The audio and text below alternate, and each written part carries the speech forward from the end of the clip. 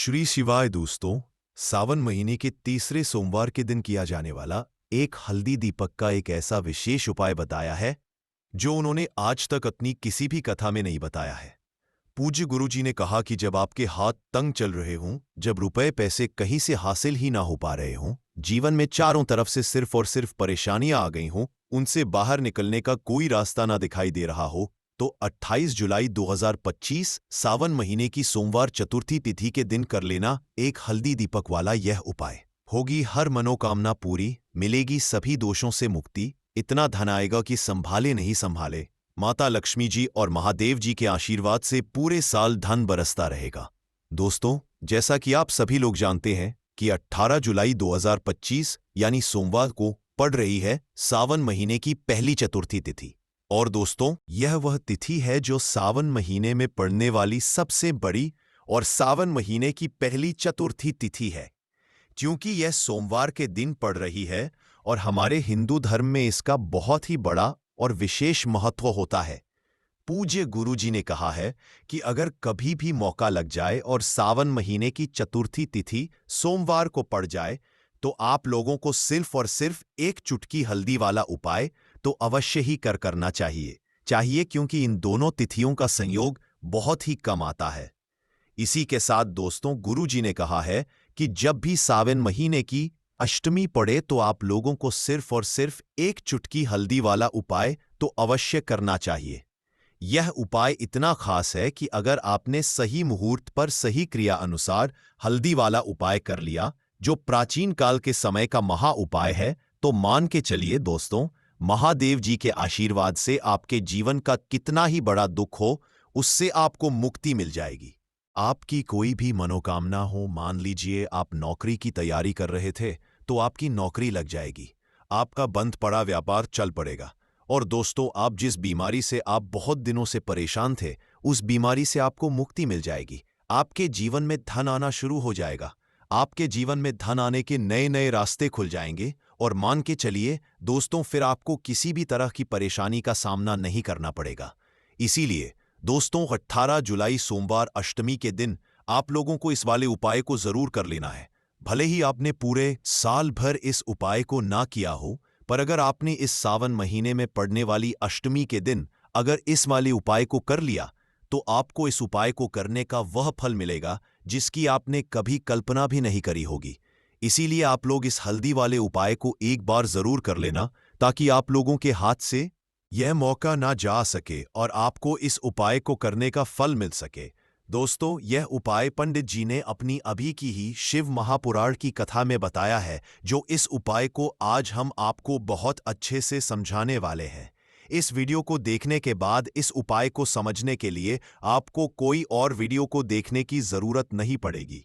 तो दोस्तों, इस उपाय को आपको कैसे करना है, कब करना है, कहां पर करना है और उपाय को करते समय आपको किन किन गलतियों को नहीं करना है और आपको किन किन बातों का ध्यान रखना है, यह सारी जानकारी हम आपको इस वीडियो में देंगे। तो चलिए भक्तों, उपायों को शुरू करते हैं। अगर आप भी चाहते हैं कि महादेव जी का आशीर्वाद आप पर सदैव बना रहे, तो वीडियो को लाइक करें, चैनल को सब्सक्राइब करें और कमेंट बॉक्स में हर हर महादेव जरूर लिखें। और अपने फायदे के लिए, गरीबी दूर करने के लिए इस वीडियो को पूरा देखकर जाना। यदि आज आपने वीडियो को बीच बीच में से देखा, काट काट कर देखा, तो जीवन में आपको कभी सफलता हासिल भी नहीं होगी। देखिए दोस्तों, ये 18 जुलाई सोमवार का दिन ये इतना खास होता है, इतना महत्वपूर्ण होता है। देखा गया है कभी कभी बड़े बड़े पूजा पाठ अनुष्ठान से जो मनोकामना पूर्ण नहीं होते, वह 28 जुलाई सोमवार के दिन एक छोटे से उपाय करने से ही आपकी मनोकामना पूर्ण हो जाती है। अब हम समझते हैं इस वाले उपाय को हमें करना किस समय है। एक एक चुटकी हल्दी वाले उपाय को हमें सावन महीने की सोमवार के दिन करना किस समय है। देखिए, इस उपाय को करने का जो समय है वह सुबह का समय है और शाम का समय भी है।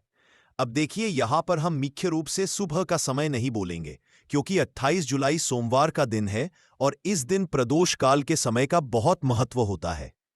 बाकी अगर सुबह के समय भी करेंगे तो भी अच्छा होगा, उसमें कोई भी दिक्कत वाली बात नहीं है। तो चलिए जानते हैं इस विशेष उपाय के बारे में।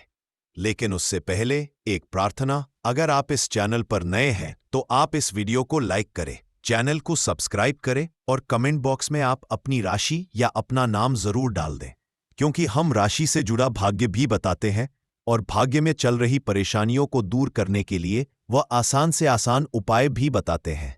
तो चलिए अब हम अपने सबसे पहले उपाय की बात कर लेते हैं। शेष भगवान शिव और माता पार्वती और विष्णु भगवान का पूजन किया जाता है। अब साथ ही साथ सोमवार का दिन भी पड़ गया है, तो ऐसा समझ लीजिए आपके जीवन में धन भी आएगा, सुख भी आएगा, धन बढ़ेगा भी और साथ ही साथ आपके जीवन के सारे संकटों को भगवान शिव जी दूर कर देंगे। तो चलिए सबसे पहले बात कर लेते हैं सबसे पहले उपाय की, जो कि सोमवार वाले दिन आपको विशेष करना है। और इस उपाय को करने से आपकी कोई भी ऐसी इच्छा, कोई भी विश जो अभी तक अधूरी है, पूरी नहीं हो रही है, तो आपकी बड़ी से बड़ी विश और मनोकामना भी पूरी हो जाती है जब आप सोमवार वाले दिन इस पहले उपाय को कर लेते हैं। देखिए, अगर इस दिन हम भगवान विष्णु और माता तुलसी के समक्ष कोई भी उपाय करते हैं तो उसका फल हमें जरूर मिलता है। तो देखिए, आप सभी जानते हैं कि श्री हरि विष्णु और कृष्ण जी जो है उन्हें तुलसी दल सबसे प्रिय है। बिना तुलसी माता के श्री हरि विष्णु जी अधूरे हैं और बिना तुलसी पत्तों के श्री हरि विष्णु का भोग अधूरा है। और आप सभी लोग जानते हो कि माता लक्ष्मी का निवास स्थान वही होता है जहां भगवान विष्णु वास करते हैं। इसलिए श्री हरि विष्णु को प्रसन्न करके आप अपनी मनोकामना को पूरा कर सकते हैं, क्योंकि श्री हरि विष्णु अगर प्रसन्न हो गए तो आपकी कोई भी विश और इच्छा, मनोकामना अधूरी नहीं रहेंगी। तो आपको तुलसी के 5 पत्ते लेने हैं। अब यह 5 तुलसी के पत्ते जो आपने लिए हैं, यह 5 तुलसी के पत्ते आपको श्री हरि विष्णु को अर्पित करने हैं। अपने घर के मंदिर में ही ठीक है, ऐसा आपको करना है। आपके घर में श्री हरि विष्णु की कोई मूर्ति है या श्री कृष्ण की मूर्ति है या लड्डू गोपाल है, प्रतिमा है, वहां पर ये 5 तुलसी के पत्ते आप रखें और साथ ही साथ एक देसी घी का दीपक गोल बाती का आपको लगाना है और ओम नमो भगवते वासुदेवाय नमः इस मंत्र का आपको 11 बार जप करना है। देखो मंत्र कौन सा है, ओम नमो भगवते वासुदेवाय नमः। और फिर श्री हरि विष्णु से अपनी विश, अपनी इच्छा, अपनी मनोकामना कह देना है। और फिर देखना आपकी विश और इच्छा, जो भी आपकी मनोकामना है, जो भी अपने जीवन में आपको चाहिए, अगर निर्धनता बहुत है, आप अपने घर से गरीबी को दूर करना चाहते हैं, या फिर धन आपका बढ़ता नहीं है, आप चाहते हैं कि आपका धन बढ़े, या फिर आपके घर में उलखर्ची बहुत होती है, पैसा आपके पास नहीं रुकता है, आप चाहते हैं कि पैसा आपके अब अस रुके, या फिर घर में कोई व्यक्ति ऐसा है जो बहुत बीमार रहता है, या फिर किसी का विवाह नहीं हो पा रहा है, तो जो भी आपकी इच्छा है, जो भी आपके विश है, बस एक बार श्री हरि विष्णु से कर देना। क्योंकि सोमवार भी इस दिन है, साथ ही 7 साल का सबसे बड़ा महीना है। यह दिन इतना उत्तम है कि जो भी आप श्री हरि विष्णु जी से मांग लेंगे, जो उनसे कह देंगे, वो आपकी विश, आपकी मनोकामना को बहुत जल्दी पूरा कर देंगे। तो यह पहला उपाय है। तो चलिए बढ़ते हैं अगले उपाय की ओर। देखो, यदि आपके जीवन में आर्थिक संकट बहुत अधिक हो रहे हैं, धन की समस्या लगातार जीवन में बनी हुई है, एक एक रुपयों को हासिल करने के लिए आपको बहुत अधिक मेहनत कर रहे हैं, तो आज रात्रि में सोने से पहले आपको यह एक चमत्कारी दीपक का उपाय अवश्य करना है। या फिर यदि आपका जो व्यापार है, बिजनेस है, दुकान है, वो अच्छे से नहीं चल पा रही है, तो आज रात्रि में इस विशेष दीपक का उपाय आपको अवश्य करना चाहिए। देखो दोस्तों, दीपक हमारे घर में सभी नकारात्मक शक्ति को बाहर करता है।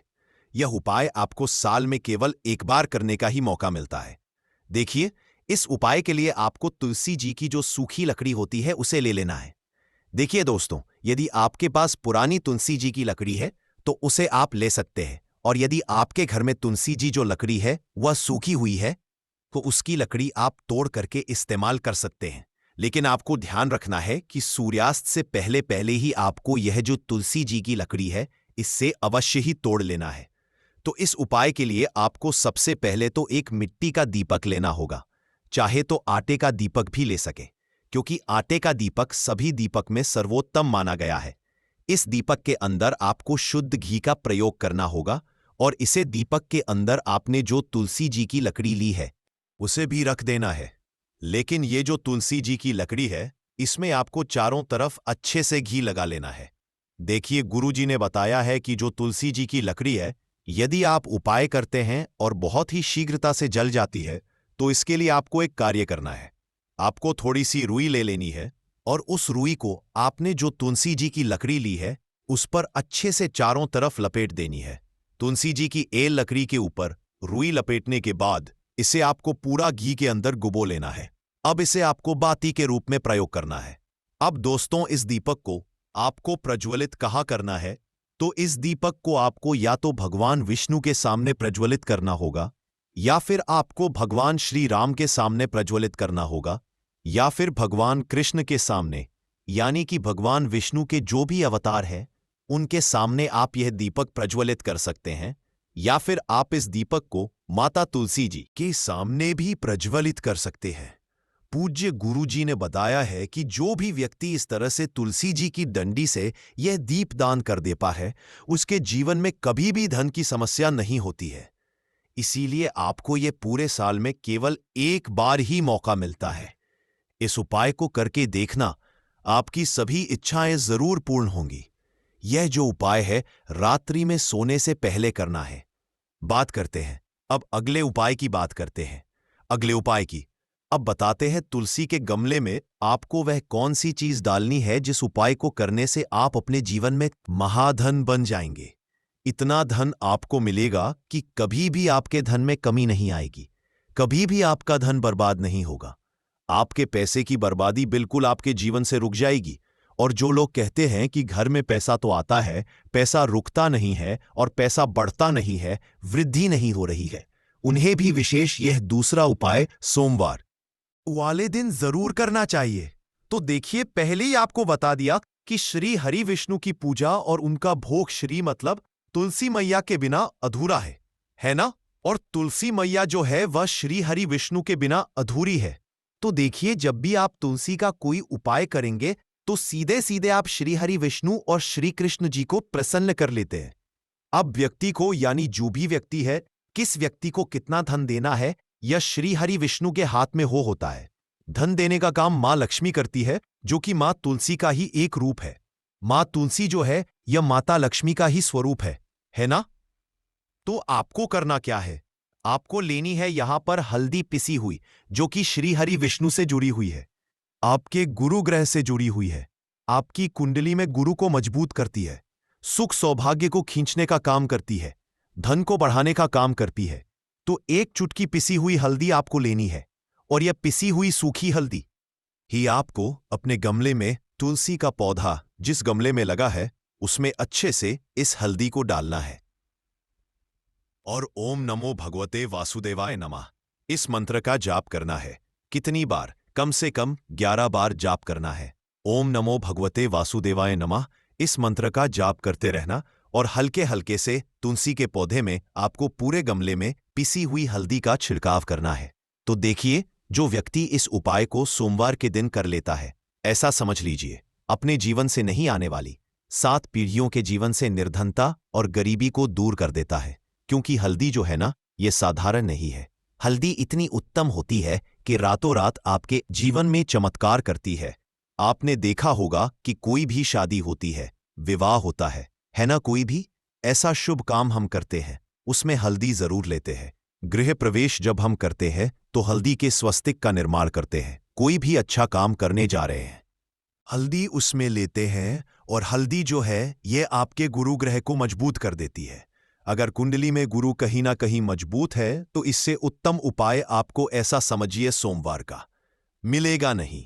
बहुत ही उत्तम उपाय है। तुलसी के गमले में एक चुटकी पिसी हुई हल्दी डालना है, तो यह बहुत ही उत्तम उपाय है।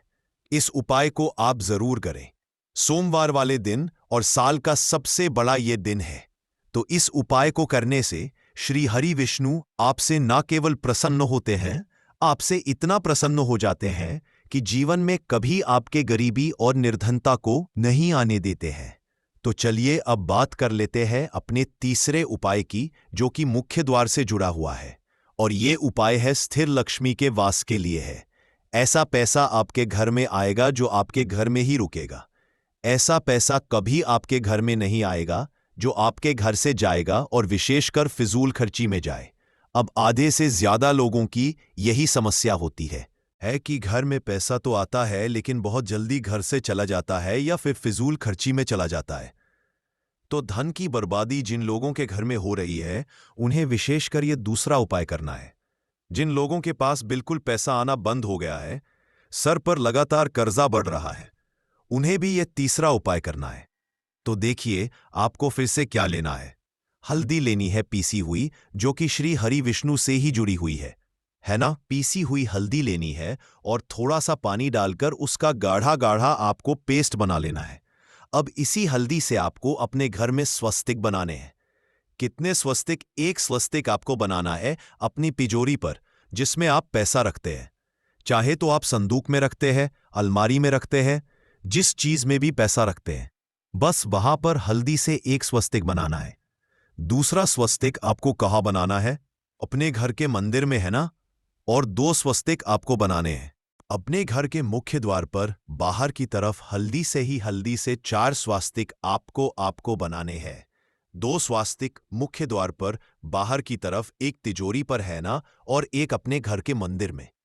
बस ये उपाय आपने सोमवार वाले दिन कर लिया तो देखिए जो धन की तिजोरी है उसमें पैसा भरा रहे।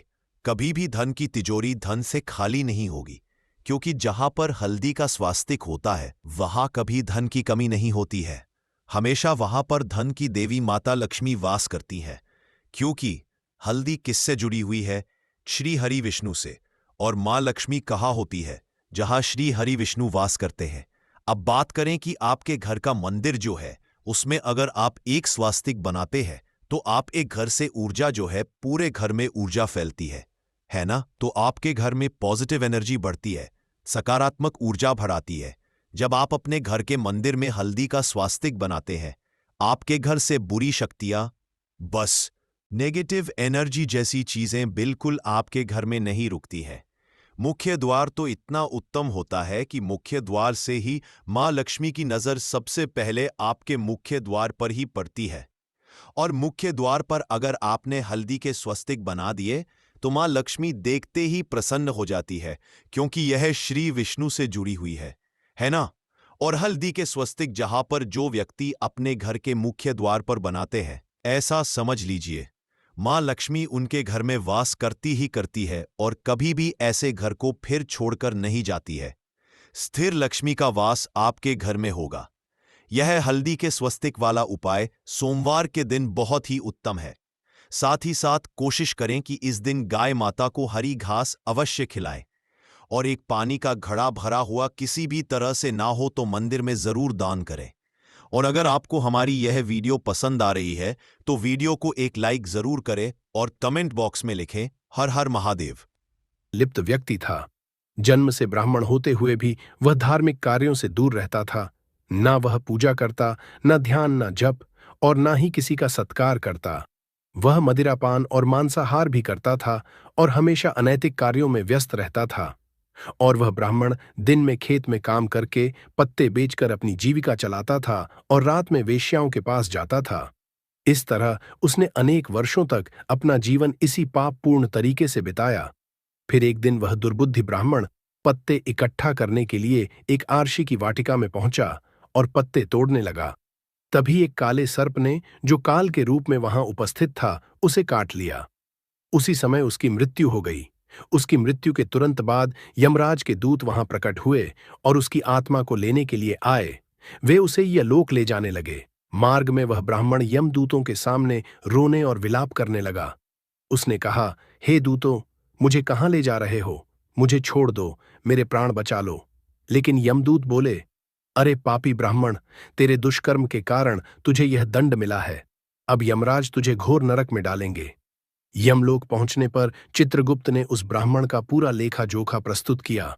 उन्होंने कहा, हे धर्मराज, इस ब्राह्मण ने अपने पूरे जीवन में केवल पाप किए हैं। इसने कभी कोई पुण्य कार्य नहीं किया। धर्मराज ने दूतों से कहा, हे दूतों, इस घोर पापी ब्राह्मण को नरक में डाल दो। इसे अपने कर्मों का फल भोगना होगा।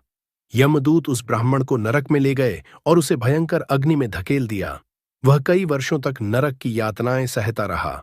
इसके बाद उसे अगले जन्म में बैल के रूप में जन्म मिला। बा का शरीर पाकर उसने भारी बोझ उठाने का कार्य किया। उसका मालिक उससे दिन रात काम करवाता था। जब उसकी शक्ति समाप्त होने लगी तो मालिक ने उसे एक लंगड़े आदमी को बेच दिया। वह लंगड़ा आदमी उस बैल का उपयोग अपने बोझ उठाने के लिए करता था। बैल ने 8 वर्षों तक उसकी सेवा की। फिर एक दिन वह बैल लंगड़े आदमी को लेकर एक ऊंचे पर्वत पर चढ़ा।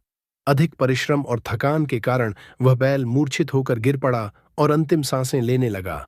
वहां खड़े लोगों को उस बैल पर दया आ गई। उन्होंने उसके मुख में पानी डालने का प्रयास किया।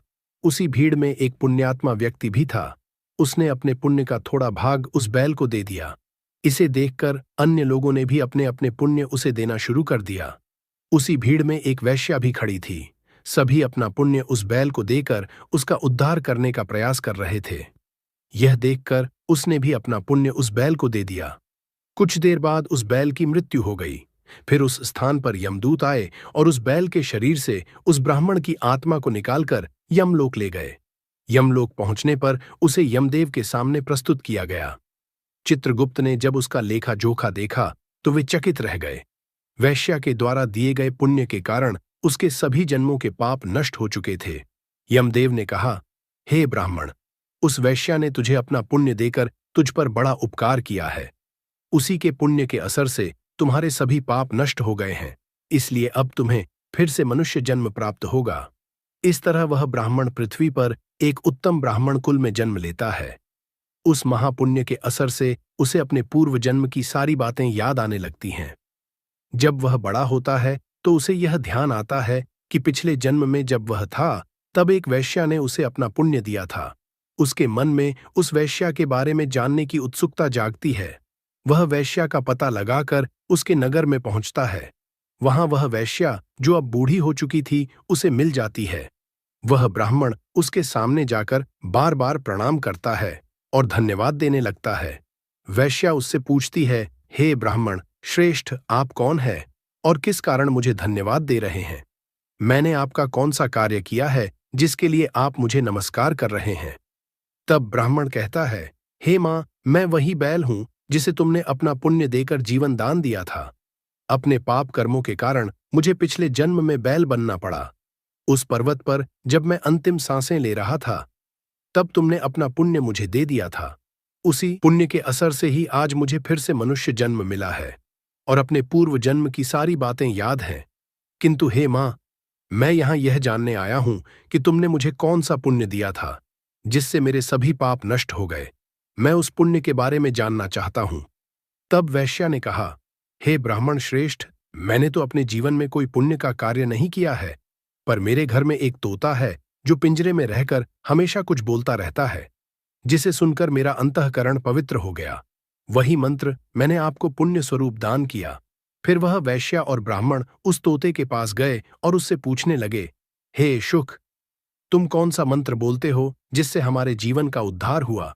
यह मंत्र तुम्हें किसने सिखाया और इसका क्या अर्थ है? तब उस तोते ने अपने पूर्व जन्म का वृतांत सुनाना शुरू किया। वह बोला, हे ब्राह्मण श्रेष्ठ, पिछले जन्म में मैं एक ब्राह्मण था। मुझे अपने ज्ञान का बहुत घमंड था। मैंने कभी गुरुजनों का सम्मान नहीं किया, बल्कि उनका बार बार अपमान किया। अपने अहंकार के कारण मेरा स्वभाव क्रोधी और द्वेषपूर्ण हो गया। मैं सभी को तुच्छ समझने लगा और विद्वानों का भी अपमान करता था। कालांतर में मेरी मृत्यु हो गई और मुझे यमलोक ले जाया गया। पूज्य व्यक्तियों और गुरुजनों का अपमान करने के कारण मुझे तोते के कुल में जन्म लेना पड़ा। तोते के रूप में जन्म लेने के बाद छोटी अवस्था में ही मेरे माता पिता का साथ छूट गया। मैं अकेला पेड़ की डाल पर बैठकर रो रहा था। तभी कुछ मुनि उस मार्ग से जा रहे थे। उन्होंने मेरी दयनीय स्थिति देखी और मुझे अपने आश्रम ले आए। आश्रम में उन मुनियों ने मुझे एक सुंदर पिंजरे में रखा और मेरी देखभाल की। वे मुझे प्रतिदिन भोजन कराते और मुझसे स्नेह करते थे। उस आश्रम में वे मुनि, उनकी पत्नियां और बच्चे प्रतिदिन तुलसी मां के पौधे को जल अर्पित करते और एक मंत्र का जाप करते थे। उनके मुख से बार बार वह मंत्र सुनकर मैंने उसे याद कर लिया। तब से मैं उसी मंत्र का जाप करता हूं। इस मंत्र के असर से मेरे जीवन में सकारात्मक बदलाव आने लगे। मुझे अपने कर्मों का पश्चाताप हुआ और मेरी मृत्यु भी टल गई। मेरी आयु 100 वर्ष हो गई और इतने वर्षों तक मैं जीवित रहा। एक दिन रात के समय एक चोर उस आश्रम में आया और मुझे वहां से चुरा लिया। बाद में इस वैश्या ने उस चोर से मुझे खरीद लिया। वैश्या के घर आने के बाद भी मैं वही मंत्र बोलता रहा। इस मंत्र को सुनकर इस वैश्या का अंतःकरण पवित्र हो गया। उसने अपना पुराना जीवन छोड़कर भगवान विष्णु की भक्ति करनी शुरू कर दी। हे ब्राह्मण देव, इसी मंत्र के असर से मेरे और इस वैश्या के सभी पाप नष्ट हो गए। यही मंत्र आपको भी पाप मुक्त कर चुका है। इस तरह तोते ने उस ब्राह्मण और वैश्या को पूरा वृतांत सुना दिया। यह ब्राह्मण और वैश्या दोनों बहुत प्रसन्न हुए। उन्होंने तय किया कि अब वे प्रतिदिन तुलसी मां को जल अर्पित करेंगे और उस मंत्र का जाप करेंगे। कुछ समय बाद उस ब्राह्मण, वैश्या और तोते ने मंत्र के असर से दिव्य विमानों में बैठकर विष्णु लोक की यात्रा की। भगवान विष्णु ने देवी लक्ष्मी से कहा, हे देवी, देखा आपने, केवल तुलसी मां के मंत्र के असर से उस तोते, वैश्या और ब्राह्मण के सभी पाप न हो गए। इसीलिए हर व्यक्ति को प्रतिदिन तुलसी मां को जल अर्पित करते हुए इस मंत्र का जाप जरूर करना चाहिए। वह मंत्र इस तरह है, ओम वृंदावन स्वाहा, ओम वृंदावन स्वाहा। जो स्त्री प्रतिदिन तुलसी मां के सामने इस मंत्र का उच्चारण करेगी वह सौभाग्यशाली बनेगी। जो पुरुष इसका जाप करेगा उसे अक्षय धन की प्राप्ति होगी। जिस घर में प्रतिदिन तुलसी मां की पूजा होगी वहां लक्ष्मी जी का सदा स रहेगा। तुलसी मां का यह मंत्र फलदायी और सिद्धियों को प्रदान करने वाला है। स्त्रियों को स्नान के बाद बाल बांधकर मांग में सिंदूर लगाकर तुलसी मां को जल चढ़ाना चाहिए। साथ ही तुलसी मां की परिक्रमा करनी चाहिए। शाम के समय तुलसी मां के पास दीपक जलाने से घर में सुख समृद्धि आती है। भगवान विष्णु की पूजा तुलसी मां के बिना अधूरी है। तुलसी का एक पत्ता चढ़ाने से भगवान को उतनी प्रसन्नता मिलती है, हजारों अमृत के घड़ों से नहलाने पर भी नहीं मिलती। जो भी व्यक्ति तुलसी मां का सम्मान करेगा और उनके इस मंत्र का जाप करेगा उसे न केवल इस लोक में बल्कि परलोक में भी शुभ फल प्राप्त होगा। ऐसा फल तुलसी मां के पत्तों के दान से मिलता है। जो मृत्यु के समय अपने मुख में तुलसी के पत्तों का जल ग्रहण करता है, ऐसा व्यक्ति अपने सभी पापों से मुक्त होकर भगवान विष्णु के धाम जाता है। भगवान विष्णु कहते हैं, पूर्णिमा, अमावस्या, द्वादशी और सूर्य संक्रांति के दिन मध्याह्न काल, रात्रि और अशौच के समय तेल लगाकर बिना स्नान किए अथवा बिना हाथ पैर धोए रात्रि के वस्त्र पहनकर तुलसी के पत्ते तोड़ना महापाप होता है। श्राद्ध, व्रत, दान, प्रतिष्ठा और देव पूजा के लिए तोड़े गए तुलसी के पत्ते 3 रात तक पवित्र रहते हैं। तुलसी के पत्तों को बिना नष्ट किए उसके अग्रभाग को तोड़ना चाहिए। तुलसी की मंजरी, जो सभी फूलों से श्रेष्ठ मानी जाती है, उसे तोड़ते समय पत्तियों का होना आवश्यक है।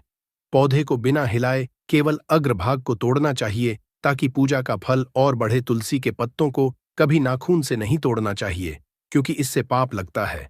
रात्रि के समय तुलसी के पौधे को छूना या उसके पत्ते तोड़ना अशुभ समझा जाता है क्योंकि रात्रि में वह निद्रा अवस्था में होती है। गुरुवार को तुलसी के पौध में थोड़ा कच्चा दूध अर्पित करें और इस दौरान ओम नमो भगवते वासुदेवाय नमः मंत्र का जाप करें। तुलसी के पौधे के पास शालिग्राम रखें और तिल चढ़ाएं। शालिग्राम पर तुलसी के पत्ते रखकर चंदन का तिलक करें। अगर कोई महिला मासिक धर्म में है तो तुलसी की पूजा से बचे क्योंकि इस समय तुलसी को छूना पाप होता है जिससे महिला की दुर्गति हो सकती है। भक्तों, इस तरह भगवान विष्णु ने देवी लक्ष्मी को तुलसी के जल देने के मंत्र का महत्व बताया। इस कथा को सुनकर कृपया कमेंट करके बताएं कि आपको यह कथा कैसी लगी। यदि यह जानकारी आपके लिए लाभकारी रही हो तो वीडियो को लाइक जरूर करें। अगर आप भी मां लक्ष्मी को अपने घर में लाना चाहते हैं तो कमेंट बॉक्स में जय मां लक्ष्मी, आपका हमारे घर में स्वागत है। तुलसी की मिट्टी से ये एक उपाय भगवान श्री हरि विष्णु और माता लक्ष्मी जी के आशीर्वाद से जीवन के हर कष्टों से तुरंत मिल जाएगी। आपको मुक्ति, आपकी हर मनोकामना होगी पूरी और दोस्तों खुशियों से भर जाएगा। आपका घर बन जाओगे, आप करोड़पति। क्योंकि दोस्तों, इस बार साल बहुत सारे शुभ योगों का निर्माण हो रहा है जो कि कई वर्षों बाद आया है। इसीलिए दोस्तों, इस दिन का महत्व बहुत ही ज्यादा बड़ा होता है और इस दिन आप लोगों को यह तुलसी की मिट्टी वाला उपाय जरूर करना चाहिए जो कि पंडित जी ने अपनी अभी की ही कथा में यहाँ पर बताया हुआ है। तो दोस्तों, इस उपाय को आपको कैसे करना है, कब करना है, कहाँ पर करना है और उपाय को करते समय आपको किन किन बातों का ध्यान रखना है, ये सारी जानकारी हम आपको इस वीडियो में देंगे। तो चलिए दोस्तों, वीडियो में आगे बढ़ते हैं। देखिए, यह दिन इतना खास होता है, इतना महत्वपूर्ण होता है। देखा गया कभी कभी बड़े बड़े पूजा पाठ अनुष्ठान से जो मनोकामना पूर्ण नहीं होती है, वह एक छोटे से उपाय करने से ही आपकी सभी मनोकामना पूर्ण हो जाती है। और बहुत सारे लोगों ने इस उपाय को किया भी है और उनको इस उपाय को करने का फल भी जरूर मिला है। अगर आप लोग भी करना चाहते हैं तो आप इस उपाय को पहले अच्छे से समझ लेना, सुन लेना, उसके बाद करना। आपको इस उपाय का फल जरूर मिलेगा। और इस उपाय को करने से आपके घर में चाहे किसी भी तरह की दुख और परेशानी क्यों ना चल रही हो, आपको उसका कारण भी नहीं पता है कि दोस्तों ये परेशानी किस कारण से चल रही है, तो उसका कुछ भी कारण हो सकता है। जैसे पितृदोष हो सकता है, शनि दोष हो सकता है, या किसी भी तरह का मंगल दोष भी हो सकता है।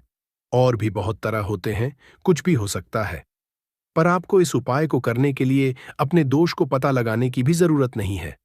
इस तुलसी की मिट्टी वाला उपाय को आप लोगों को कर लेना है। दोस्तों, अब हम समझते हैं इस वाले उपाय को हमें करना किस समय है।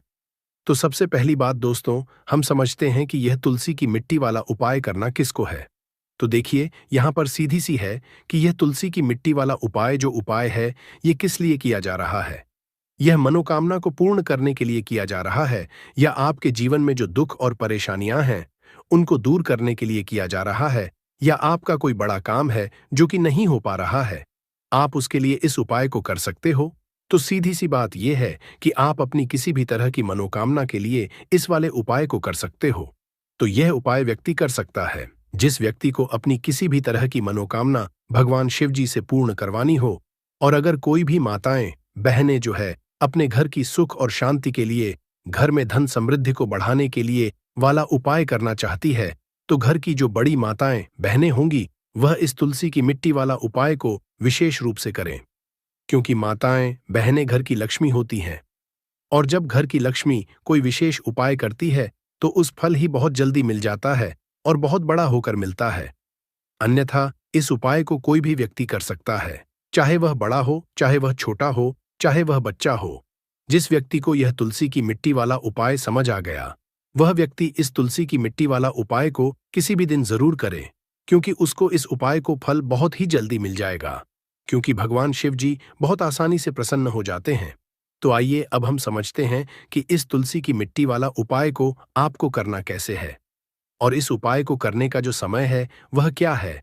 तो देखिए, यह तुलसी की मिट्टी वाला जो उपाय है, यह मुख्य रूप से सुबह का समय होगा, प्रातः काल का समय होगा। किस समय होगा? सुबह का समय होगा। आपको कोशिश यही है कि सुबह के समय हम इस तुलसी की मिट्टी वाला जो उपाय को कर लें। पर किसी कारणवश अगर आप सुबह को इस उपाय को ना कर पाओ, आपको कहीं काम से जाना हो या किसी और काम की वजह से आप उपाय को ना कर पाओ, तो आपके पास फिर दूसरा मौका रहेगा जो कि शाम के समय का रहेगा, प्रदोष काल का रहेगा। अब दोस्तों, प्रदोष काल का समय भी एक बहुत ही लोगों के मन में प्रश्न बन जाता है कि दोस्तों यह समय होता कब है, कितने बजे से लेकर बजे ये समय होता है, ताकि हमें उपाय के लिए जो है करने का समय पता लग जाए। तो हम आपको बता दें, प्रदोष काल का जो एक समय होता है, शाम का समय, वो होता है शाम के 6 बजे से लेकर शाम के 7 बजे के बीच का। इस समय के बीच में आप उपाय को करेंगे तो आपको उस उपाय का जरूर फल मिलेगा। तो शाम के 6 बजे से लेकर शाम के 7 बजे के बीच में आप लोग इस तुलसी की मिट्टी के दीपक वाला जो उपाय को कर सकते हो। तो भैया, बहुत लोग यहां पर ये प्रश्न भी जरूर करेंगे कि दोस्तों हम तो नौकरी पर जाते हैं, हम अपनी ड्यूटी पर जाते हैं और आने में हमें देर हो जाती है, तो उस जगह पर हमें क्या करना चाहिए। तो देखिए, उन लोगों को भी टेंशन लेने की जरूरत नहीं है। अगर आप लोग इस उपाय को शाम के समय प्रदोष काल में कर रहे हैं और अगर आप आने में देरी भी हो जाती है, आपको आने में 7 बजे तक आप नहीं पहुंच पाते हो, तो दोस्तों आप 7 या रात 8 बजे तक भी अगर उपाय को करोगे तो भी चल जाएगा। और अगर इससे भी थोड़ा देर हो जाती तो भी आप उपाय को कर सकते हो, क्योंकि यह दिन बहुत ही कम आता है, पूरे साल भर में एक बार। इसलिए जब आपको मौका मिल जाए, जब आप इस उपाय को जरूर कर लेना। कोई भी उपाय हो, आप कभी भी कर सकते हो, समय के थोड़ा मतलब अंतर्गत ही कर लो। पर किसी कारणवश अगर ना कर पाओ तो फिर आप थोड़ा देरी से भी कर सकते हो। आपको उपाय का फल जरूर मिलेगा पूज्य गुरुजी ने कि जब भी आपको सिर्फ और सिर्फ तुलसी की मिट्टी वाला उपाय करना है। इससे आपके जीवन में अगर धन वैभव की परेशानी चल रही है, अगर आप रुपए पैसों के लिए बहुत ज्यादा परेशान रहते हैं, आर्थिक तंगी चल रही है, कई कई बार आप कोशिश बहुत करते हैं, मेहनत बहुत करते हैं, लेकिन आपको धन हासिल नहीं हो पाता है। आप मेहनत करने के बावजूद भी सफल नहीं हो पाते हैं। आप अपने व्यापार में असफल हो जाते हैं, नौकरी करने में असफल हो जाते हैं। किसी भी कार्य में अगर आप असफल हो रहे हो या फिर आपको धन की हानि हो रही हो, तो गुरुजी ने कहा कि आपको यह छोटा सा उपाय तो चलिए जानते हैं इस विशेष उपाय के बारे में। लेकिन उससे पहले एक प्रार्थना, अगर आप वास्तुशास्त्र ज्ञान चैनल पर नए हैं तो कृपया चैनल को सब्सक्राइब जरूर कर लें और वीडियो को लाइक करके कमेंट बॉक्स में जय श्री हरि विष्णु जी, जय माता लक्ष्मी जरूर लिख दें, जिससे कि भगवान श्री हरि विष्णु जी और माता लक्ष्मी जी की कृपा सदैव आप और आपके परिवार पर बनी रहे और आपको कभी भी धन से संबंधित किसी तरह की कोई कमी ना हो। आज का यह वीडियो बहुत ही खास होने वाला है, क्योंकि किए जाने वाले 3 विशेष उपाय आज आपको इस वीडियो में बताए जाएंगे। यह उपाय आप अपनी परेशानी के अनुसार कर सकते हैं। इन उपायों में आपको धन के उपाय बताए जाएंगे, आपकी मनोकामना पूर्ति के उपाय बताए जाएंगे। जीवन में किसी भी तरह के संकट चल रहे हैं, परेशानियां चल रही हैं, तो उनको दूर करने के उपाय बताए जाएंगे। चलिए जानते हैं पूज्य गुरुजी द्वारा बताए गए सबसे पहले और सबसे खास उपाय के बारे में। इस उपाय के लिए आपको सबसे पहले जरूरत पड़ेगी 1 चुटकी तुलसी की मिट्टी की और थोड़ी सी पिसी हुई हल्दी। और आपको तुलसी की मिट्टी का उपाय कर लेना, देखते ही देखते करोड़पति बन जाओगे। क्योंकि आज की वीडियो बहुत ही खास है, विशेषकर उन लोगों के लिए जो अपने जीवन में जल्दी से जल्दी धनवान और महाधनी बनना चाहते हैं, जिनको जल्दी से जल्दी धन चाहिए। यह वीडियो उन लोगों के लिए है, क्योंकि देखिए, तुलसी का जो पौधा होता है यह कोई साधारण पौधा नहीं होता है। माता लक्ष्मी का स्वरूप होता है तुलसी का पौधा, और मां लक्ष्मी की ही कृपा अगर आपको हासिल करनी है, आपको चाहिए कि आपके घर पर मां की कृपा हमेशा बनी रहे। तो मां लक्ष्मी को अगर प्रसन्न करना है तो आपको सबसे पहले श्री हरि विष्णु को प्रसन्न करना होगा। और श्री हरि विष्णु जहां होते हैं वहां धन की देवी माता लक्ष्मी वास करती है और श्री हरि विष्णु प्रसन्न होते हैं। जब आप तुलसी के उपाय करते हैं, जिस घर में तुलसी का पौधा होता है वहां का वातावरण